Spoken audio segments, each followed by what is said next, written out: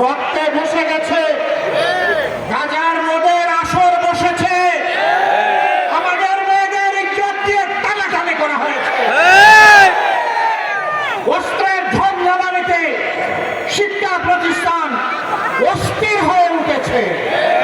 এটি একটি সভ্য দেশের শিক্ষা ব্যবস্থার পরিচয় বহন করে না।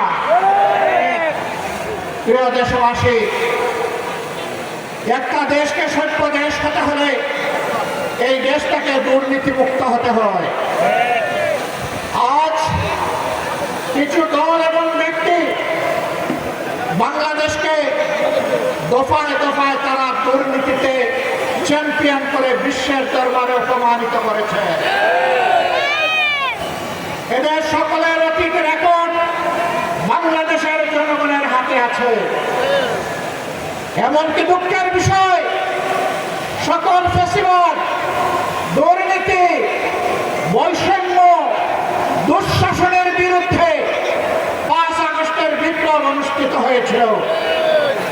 সেই বিপ্লবের পরের দিন থেকে একটা গোষ্ঠী নিজেদের কপাল কিসমত করার জন্য বাংলাদেশের জনগণের উপর ঝাঁপিয়ে পড়েছে। আজ চাঁদাবাজদের দৌরাত্ম্যে সমাজ জীবন অতিষ্ঠ ততষ্ঠ, ত্রাহি ত্রাহি অবস্থা। বিনিয়োগকারী, শিল্পপতি, ব্যবসায়ী, ক্ষুদ্র ব্যবসায়ী কেউ শান্তিতে নাই। আগের চেয়ে চাঁদার রেট বেড়ে গেছে বলে সকলেই তারা বিষাক্ত নিঃশ্বাস ফেলে। তারা বলেন, আগেও ভালো ছিলাম না, এখন আরো খারাপ। আমার আগে আলহামদুলিল্লাহ এখানে একজন বিজ্ঞ আলিম, আপনাদের প্রিয় মানুষ হযরত মাওলানা সাখাওয়াত হোসেন সাহেব বলে গেছেন, 5 তারিখের পরে আল্লাহ তাআলা আমাদেরকে ওই দেশে বাঁচিয়ে রেখেছেন এবং মুক্তির একটু সাহায্য আল্লাহ তাআলা দান করেছেন, আলহামদুলিল্লাহ। কিন্তু কোন ইসলামী দলের নামে আজকে চাঁদাবাজির পরিচয় তাদের কপালে জুড়ে দেওয়া হয়নি। কোন দেশপ্রেমিক দল চাঁদাবাজ হয়ে 5 তারিখের পরে আবির্ভূত হয়নি। যারা আবির্ভূত হয়েছে দায় এবং দরদ দিয়ে তাদের সাথে বসেছিলাম, তাদেরকে বলেছিলাম এটি শহীদদের রক্তের প্রতি বিশ্বাস কথা, এটা বন্ধ করতে হবে।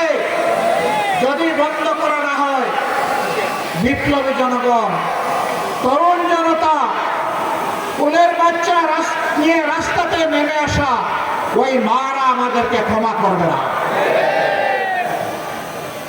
বন্ধ করা হয়নি, চাঁদাবাজি অব্যাহত রয়েছে, দুর্নীতি অব্যাহত রয়েছে। ক্ষমতায় না গিয়ে অনেকে ক্ষমতার দাপট দেখাচ্ছে, প্রশাসনিক কু করার চেষ্টা করছে।